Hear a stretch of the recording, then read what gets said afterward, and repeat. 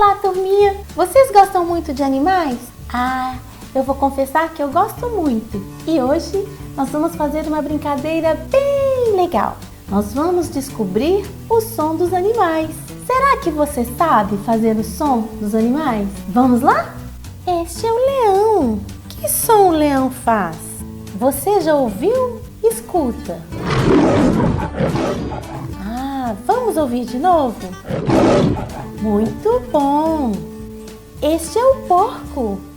Você sabe imitar o barulho do porco? O barulho do porco. Que legal! Esta é a galinha. Muito bom! Vamos ouvir agora o som da galinha? Este é o cavalo. Olha só o som que ele faz. Esta é a vaca. Ai, que legal o som da vaca. Vamos ouvir de novo? Esta é a ovelha. Que som a ovelha faz? Este é o pato. Que som o pato faz? Vamos ouvir de novo? Este é o cachorro. Aposto que muitos de vocês têm um cachorro. Imitem o cachorro. Agora vamos ouvir o som do cachorro? Este é o urso. Que som o urso faz?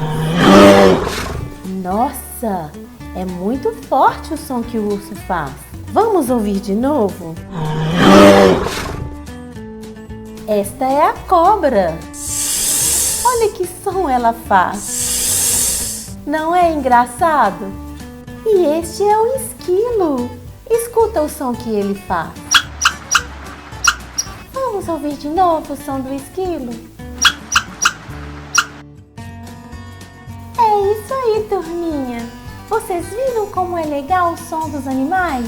Cada um tem um som bem diferente. Deixa aí nos comentários o bicho que você mais gostou de imitar ou o som que você mais gostou de ouvir. E tchau, tchau, turminha! Deixa seu like e se inscreva no canal. E tchau, tchau!